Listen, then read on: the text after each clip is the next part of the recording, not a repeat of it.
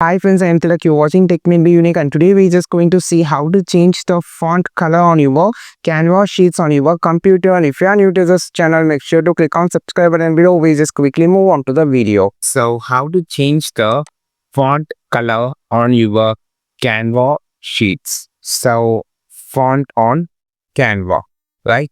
So I just need to change this font color first. So to change the font color, you have this option called text color option. So you can just select, for an example, I just need to change the font color for a particular N and T.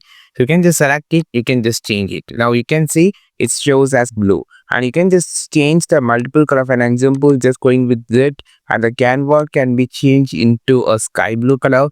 And this is the way that you can just easily customize and change the font color or text color on your canvas sheets on your computer. You can just change the whole text color, or you can just select a particular letter or particular word to change the color by using this option.